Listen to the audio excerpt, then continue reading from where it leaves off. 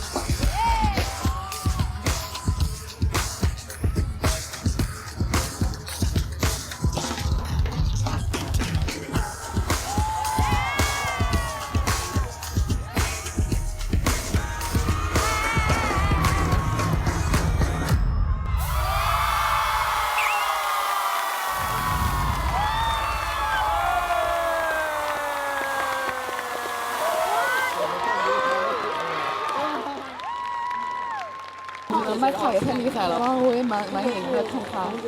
啊，没看过。原野穿高跟鞋，他至少1.7米，那么赞多从他身上直着飞出去，至少有2米了，嘚儿一下就起来了。赞多老师那个控场能力是非常的强的，就他一上来，哇，瞬间就是拿着那个棒球，然后带着一帮队员上来，然后感觉热血高校的感觉就有被吸引到。在我倒数之后，投出你们手中的。Kyoka 真的太帅了，真的是代表了一个女性的一些力量感，包括她那些身体开发，又很自在，然后又不失自在里的那些力量感和控制，感觉我就快成小迷妹的那种感觉。如果支持左手边赞多主点现场牌，请太难了。所有的观众评审如果支持左手边赞多主点现场牌，请投橙黄色的毛巾；支持右手边 Toughness 10，请投绿色毛巾。One more. 3, 2, 1。6-0，恭喜赞多主点在本轮击到3分。裁判判罚直接决出胜负，观众投票不计入分数。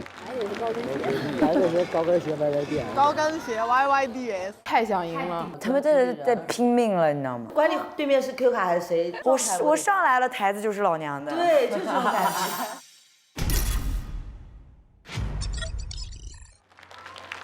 非常的高级，非常不一样的风格，但都非常在音乐里面。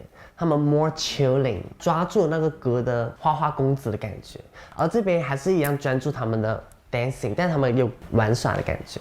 那么 Q 卡这组呢，选择了3个 B boy 跟他们配合，但我觉得说让 B boy 去跳他们这种 hip hop 的东西还是蛮吃力的，在速率上是会输一点点的。靓仔在中间的时候，他可能有点胆怯，他的眼神就会有点飘忽不定，因为毕竟是 C 位的人，我们看得非常仔细，那这个东西就会很影响。为什么我们这次是给到了赞多赢，而且是大家都几乎没有什么犹豫的？首先第一点，之前他们的团队会过分的依赖于赞多，所以很多时候我起不到一个1+1大于2。但这一次我是看到了，首先他们整个角色的呈现，他们一排走过来，没有赞多，只有他们自己，每一个人在台上都是自己的能量，而且就是那个质感，就是顶到我们面前。那一刻的赞多跟他们是在一起跳舞，而不是在 save 就拯救他们。回到我们的道具使用，他们那组的道具把道具真正的完整的编到舞蹈里面，这个道具的使用在我这边是整场加分项，因为是什么？